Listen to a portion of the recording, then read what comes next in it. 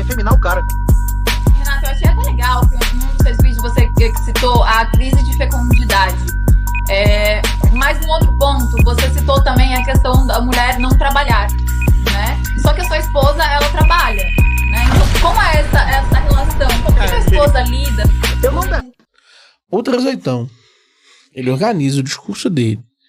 Ele organiza a forma como ele fala do Brasil. Ele organiza tudo isso como se nada dessas coisas pudesse se aplicar a ele. É ditadura de exceção um país? Então não pode falar. Se você acredita que é um regime de exceção um país, você não pode falar. Ainda mais para milhões de pessoas. Ponto. Acabou aí. Pode ver que tanto eu acredito que eu me sinto mal de falar aqui na plataforma, né? Sim, mas se ele fala que é um regime de exceção para 1,8 milhões de pessoas, então tá errado. Porque é um regime de exceção que 1,8 milhões de pessoas, cerca de 1% da população brasileira, foi afetada por uma fala desse cara e ele não é exceção. Então que porra de regime de exceção é esse? E ele faz isso com tudo. Ele faz isso em relação à família dele, a mulher dele trabalha. Tem lá o Fala Glauber surpreso. A mulher transa, então trabalha.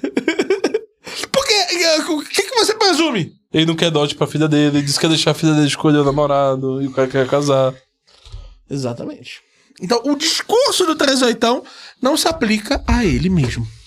O que casa muito com marxistas de novo. Sim. Ele não precisa modificar o seu comportamento para comportar todas essas coisas. Isso é assustador. Sim, é contínuo, né? Quase infinito. Sim. E o último fato, para mim, o que representa o 38 como ninguém, é um fato que para mim é muito claro. Os exemplos que o 38 usa e nada são a mesma coisa. O 38, ele usa exemplos para impactar as pessoas. Ele tem uma vontade de impactar as pessoas. Mas ele quase nunca se pergunta se ele está criando dilemas reais. Quase toda a apresentação do 38 se baseia em falsos dilemas. Ele joga um falso dilema.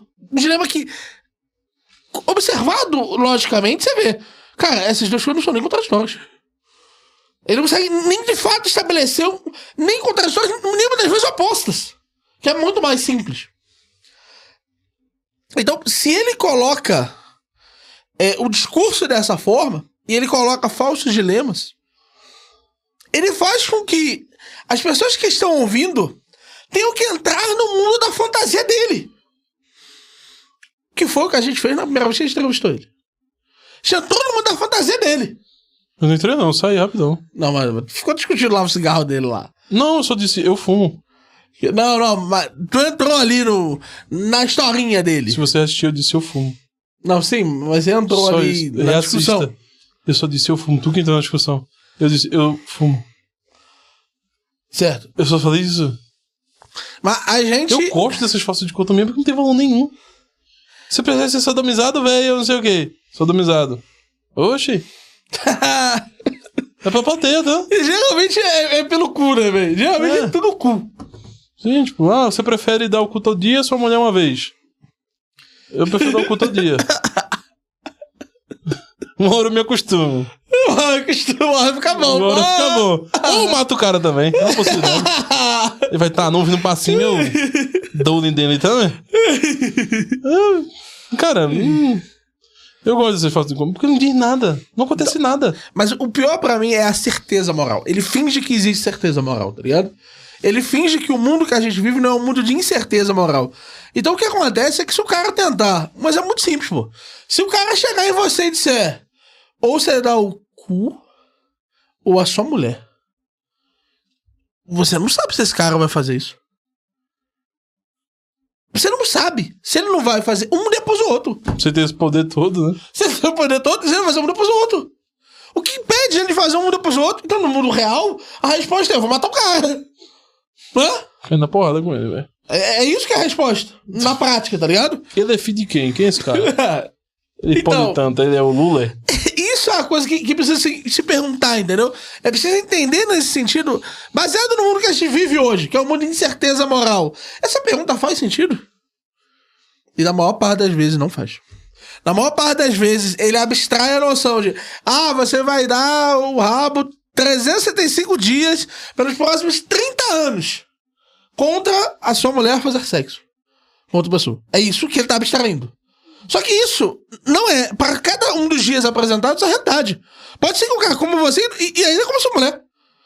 Então é evidente que a sua resposta são um falso jogo. Vou matar esse cara. Cortar o pau dele. Não tá nada, né, velho? Que é? Não tá nada, porra. Entende? Então é uma realidade aqui que deveria se colocar. Só que as pessoas desligam o cérebro quando vão ouvir o 38. As pessoas, elas se perdem tanto na fantasia do que está sendo apresentado. E é uma parada de quinta série mesmo.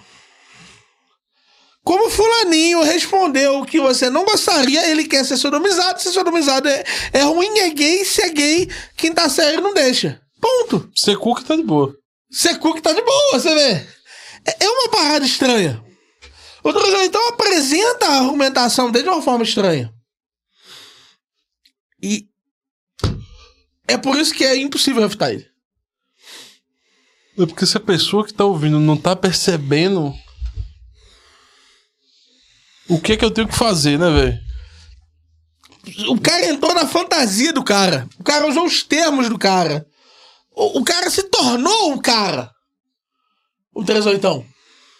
Como responder? Esse cara não responde. Por quê? Porque já não é mais racional. É psicológico. Tô todo racional que fala assim. É porque você não entendeu, é normal não entender o Trisitão. Ele é muito inteligente. Ele fala muito rápido. Não, então ele pode ser inteligente, pode falar rápido como for, meu velho, mas ele não pode me explicar, não é? Não, vamos supor, é muita gente. Mas me explica então tu que não é tanto, mas tu entendeu? Sim. Traduz pra mim então, me mostra. Porque falar rápido, cara, eu vivi no Nordeste, todo mundo fala rápido lá com essa porra, meu irmão. Não tem problema. Não. Meu avô falava que eu. Falar rápido é o Nordeste, tá, entendi. Mas assim, já que você é tão mais inteligente, escreve aí no comentário, explica aí. Tenta fazer, faz esse joguinho. Vem cá me explicar, me mostra.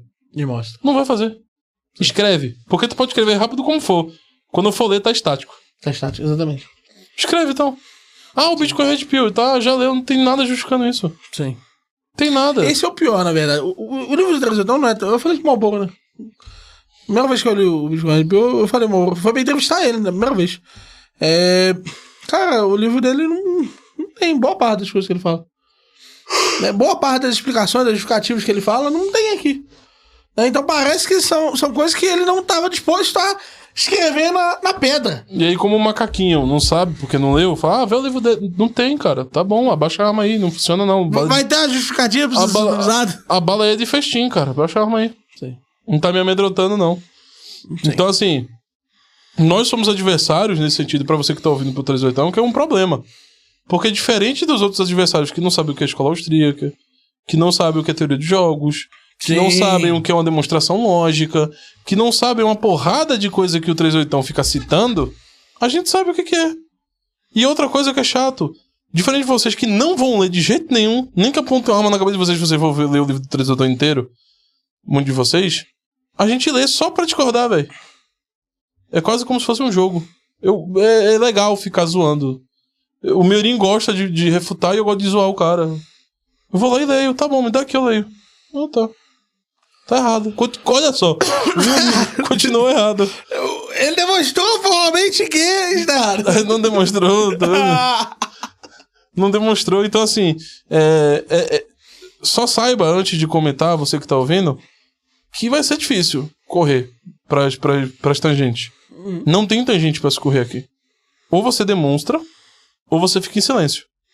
Não tem meio termo, é meio neurótico mesmo aqui. Não tem tipo, não, vocês estão errados. Por quê? Aí vem a pergunta que você nunca quer ouvir. Por quê? Sim. Por que eu tô errado? Me mostra errado, por favor. Sim. Esse mundo onde só precisa comprar um Bitcoin e eu estou salvo parece ser muito massa, mas parece errado também ao mesmo tempo, né? Sim. Porque vocês não entendem que as justificativas que o 3/8 dá, as argumentações que ele dão são as mais fáceis, mais rasas e mais tranquilas possíveis, e é por isso que vocês aceitam, não precisa pensar. Convenha o afeto de vocês, aos vieses que vocês têm. Eu nunca vi um cara chegando e falar assim, cara, eu discordava do 3/8 e me convenceu. Nunca vi. É sempre quem já concordava com alguma das coisas, concordou com ele nessa coisa e adotou o resto inteiro. Sim.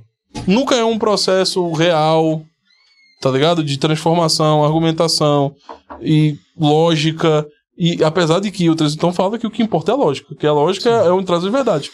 Mas quando eu abro... Eu nunca vi o 3/8 demonstrando o argumento lógico. Mas é que tá, esse é o ponto central. Quando alguém fala, veja, quando era o Frege falando de demonstrações lógicas, você lê o livro do Frege, só tinha isso. Só tinha isso. Quando você, inclusive é muito comum de livros de lógicos e matemáticos pedirem pra eles colocarem texto. Sim. O Einstein, por exemplo, ele só teve um aluno e o cara disse que o Einstein era louco. O cara não entendeu o que o Einstein tava falando. O Gödel, quando ele foi fazer o processo de admissão para entrar nos Estados Unidos, ele demonstrou logicamente que a Constituição americana chegava à conclusão que ele era o rei dos Estados Unidos. Vocês entendem que para esses homens é a demonstração lógica? Sim. Esses homens realmente viam o mundo de forma lógica. De forma lógica. Sim. E que eles eram doentes da cabeça. Sim. O Gödel morreu de inanição porque ele acreditava que estavam envenenando a comida dele. E a mulher dele morreu e ele não comeu mais nada. Pra esse cara, essa é a lógica. Só minha mulher pode me dar comida. Tirou a mulher, morri de fome. É um homem lógico, de verdade. O homem lógico, morreu por sua razão. Pode-se tirar tudo, menos a razão. Sim. O Gödel ia argumentar horas sobre isso. Você nunca ia convencer o Gödel de que ele estava errado logicamente sobre comer. Você não ia demonstrar isso pra ele. Sacou? Você não ia. Então, quando o homem abre o peito, assim, estufa o peito e diz somente demonstrações lógicas, e você abre o livro dele e não tem nenhuma, lógica. É da boca para fora. Principalmente porque cansei de ver ele sendo apresentado a argumentos lógicos e desconversando. Meu amigo, a quantidade de vezes que eu vi. E isso é simplesmente chato. É chato. É muito, muito chato. Principalmente porque o 3/8, ele... E agora eu vou falar positivamente o 3/8 durante 2 minutos. Preste atenção. O 3/8, ele tinha um potencial. O Marlboro e eu, quando a gente terminou a entrevista com o 3/8, o Marlboro virou assim pra mim, ô Mirim, chama esse cara pra um podcast. Esse cara só precisa do quê? Você falou. De uns ajustes. Ele não é uma pessoa, não parece uma pessoa, não. Lembra? A gente chamou Mas nessa ele. época ele não falava de Deus, tá? Não falava de Deus, não. Nessa época não tinha isso aí, não. Foi quando pra gente degringolou ali. A gente não tinha ouvido a história do nosso amigo. Sim. Várias coisas ali que fizeram depois a gente achar ruim e discordar efetivamente. Cara, um dos nossos amigos quase acabou o casamento dele por causa disso. Outras 2 pessoas tiveram problemas do mesmo porte que a gente conheceu e que vieram nos contar. Que vieram pedir ajuda. Exato. Desesperado. Cara, isso aqui tá certo. Sim. Então, cara, se isso for destruir o casamento, eu pelo menos preciso saber se tá certo. Tá certo, exato. Exatamente. Se eu for mudar tanta coisa, eu for vender as minhas coisas, porra, calma aí, pô. Então, é evidente aí que eu vislumbro aí como isso mudou. Só que o 3/8, ele era um cara que, do ponto de vista da oratória dele, do ponto de vista dos autores que ele, de alguma forma, traz, Mises, Hayek, ele traz muitos autores da chamada escola institucionalista, em virtude de trazer, por exemplo, teoria dos jogos, em virtude de trazer várias dessas coisas, ele é o maior desperdício hoje da internet. Desperdício. Ele virou exatamente o estereótipo que fez ele ir ficando famoso.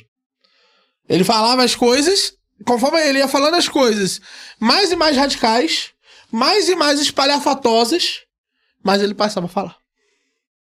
Então ele se viu preso num ciclo vicioso do próprio comportamento. Parece que ele pensava essas coisas, dizia, não, tá errado isso aqui. Aí ele falou num momento. Aí todo mundo concordou, ele falou. Aí ele concordou. Aí ele concordou com ele mesmo. Ele, acho que tá certo, então. E aí vai aumentando. Vai aumentando. Aí a pergunta é, qual é o limite? Sim. Não só isso. E quando as pessoas vão começar a conferir o que ele fala. Conferir no sentido de conferir a progressão do que ele fala. Porque tem coisas que o 381 fala que são contradições em relação ao que ele falava antes. E tem coisas que pra mim são piores, que são previsões. Gente, o Brasil era hoje pra estar num caos tremendo e absoluto. Não tá no caos tremendo e absoluto. Meu amigo, como assim? Dólar 6,20? Não. É porque você não sabe o que ele disse. Ele disse que o país ia quebrar. O país não quebrou ainda. O país não quebrou. A gente vive num país que não quebrou ainda. Quando o país quebrar, você vai saber, cara. Vai por mim. Você vai saber o que é um país quebrando. Quantas vezes ele tem direito a quanto tempo a tá errado? Entende? Quanto pode passar do tempo pra realmente isso acontecer? Com tempo suficiente é todo mundo certo, porra. Entende? Então, é estranho. Não funciona. Realmente não funciona. O 381, pra mim, é um caso perdido. É um caso que, claramente, ele começou a acreditar nas próprias mentiras.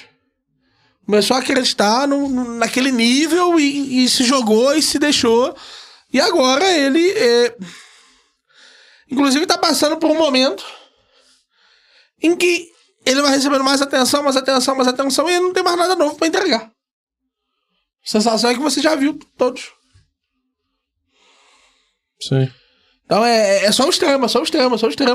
Sim. Toda vez vai ter que ser mais extremo. E parece que é infinito. Uhum. E, tipo, muitas das pessoas que seguem o 381 e ficam correspondendo à ladainha do 381, cara, são pessoas que são extremamente vulneráveis como pessoas mesmo, tipo.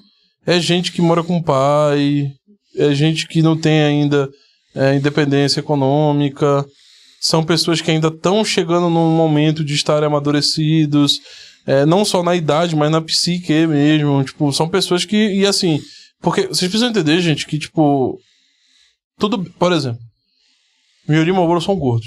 Cara, isso é uma coisa material que pouco indifere sobre argumentos. Sim. Às vezes participa de alguns assuntos. Mas, quando, por exemplo, demonstrações lógicas ou argumentos lógicos, isso não infere nada. Sim. Agora, quando existem níveis de contradição na vida de um agente, tá ligado? Sim. Que são... É necessário que tenha uma quebra psíquica ali. Tipo, existe algo muito fundamentalmente errado no que está sendo apresentado. Ou o que ele está apresentando, ele não faz ideia do que está apresentando e está reproduzindo aquilo dali. Ou ele está em loucura, tá ligado? Existe um determinado nível de contradição que precisa ser um resoluto e uma interrupção da crença e uma reanálise do que se acreditava em relação àquela pessoa. Precisa se buscar, começar a olhar uma coisa, olhar outra, pra conseguir ver, pô, cara, o que que esse maluco tá tão doidão, velho? O que que ele tá errado nisso daqui? Por que ele não consegue seguir isso? Porque parece que existe, e existe de fato, uma desconexão real entre o que ele fala, o que ele acredita, a própria teoria em relação ao que ele entendeu da teoria e o campo da agência porque ele entendeu de uma outra forma. E o porquê ele não quer seguir daquela forma. Então, isso não respalda. Isso não se apresenta. Isso não é um feedback válido para a maioria dos brasileiros que seguem o 381. É muito difícil tirar essa pessoa dessa nuvem gigantesca, essa fumaça, essa nuvem composta de loucura que o 381 apresenta. E falar disso causa raiva, causa irritação nas pessoas que estão nessa loucura. Elas não querem sair da caverna, eles não querem ouvir outras pessoas. Eles querem apenas persistir nessa crença e é isso que caracteriza o fanatismo. Pode ver que a gente aqui num dia conseguiu gravar 4 episódios de pelo menos 1 hora em torno de tantos erros que o 381 promove. E a gente poderia ficar mais algumas horas aqui. A gente poderia tratar desses assuntos por mais algumas horas. Sim. Tranquilamente, De tantos erros que são apresentados, tá? Se você falar, por exemplo, de como o 381 não sabe nada sobre a teoria dos jogos. Por exemplo... O 381 não conseguiria responder alguém que trouxesse o dilema do prisioneiro pra ele. Eu acho que o dilema do prisioneiro ele conseguiria, mas eu acho que acho ele... que não. Eu acho que ele não... Acho que não. O problema é que ele tenta aumentar o escopo da teoria dos jogos. Na análise dele do dilema do prisioneiro, eu acho que até tá bacana. Eu acho que o problema seria quando, por exemplo, as pessoas colocam benefícios assíncronos. O que é um benefício assíncrono, pessoal? É quando uma das partes tem uma quantidade de benefícios maior do que a outra para romper determinado padrão de confiança. Então, como que você estabelece uma resposta em teoria de jogos para isso? Quais são os atos racionais de ambas as partes? E aí eu acho que aí ele já se perderia, entendeu? Justamente porque ele usa a teoria de jogos em escopos que ela não é recomendada. Eu acho que só o dilema do prisioneiro é o suficiente. Eu vejo que ele cita bastante o dilema do prisioneiro. Eu posso citar também, eu posso mandar o pessoal que tá fazendo o vídeo citar também, não quer dizer que eles vão saber resolver. E tampouco saber, de fato, que é o dilema do prisioneiro. Então, eu não sei se lidaria, mas pode ser que sim. Mas se a gente fosse parar pra responder, de fato, todos os erros do Trezitão, a gente tá falando de uma semana de produção de cada errinho, de cada problemática nos campos que ele entra e nas contradições que emanam. Por exemplo, as pessoas que escutam ele juntando tantos autores não param pra pensar que, tipo, cara, será que é possível juntar todos esses autores nessa crença aí? Pegar em cada uma das crenças, né? Será que é possível juntar Jesus Cristo e Hack pra concordarem? Sobre moralidade? Sim. Será que dá pra fazer esse rolê aí? Ou será que não? Tá ligado? Sim. Porque não se conhece os autores. Eu repito, a ignorância brasileira é quase que incurável para esses assuntos. Você não sabe de economia, você não sabe de história, você não sabe de teologia, você não sabe de física, você não sabe de matemática, você não sabe de nada sobre esses assuntos. E mesmo assim você está convicto que o Trezitão está certo. É a base pra loucura. Uhum. Você tá convicto de algo que você nem sabe o que é. E isso sumamente é o público do Trezitão. Principalmente quando vai se tratar de religião, mulher, por exemplo. É um comportamento muito estranho para com mulher. A crença que se tem sobre as mulheres, que vem junto com essa noção red pill. Né? O Júnior, por exemplo, para mim, no campo sobre as mulheres, ele é cagado e cuspido, o que o Trezitão fala. Mas agora o Redcast teve uma mudança, né? Esses dias botou 2 mulheres pra fazer um programa lá. Um Redcast. Porque o Ryan quer dinheiro, né? Mas são inconsistências. Eu juro pra tu, eu não consigo mais... quando é uma pessoa que vem... como foi o caso daqueles rapazes que vieram falar com a gente, é uma coisa, tipo, o cara já tava sentindo alguma coisa estranha, tá ligado? Agora o cara que vai cair de bunda aqui, ele não vai rebolar, tá? Ele não vai olhar e vai pensar.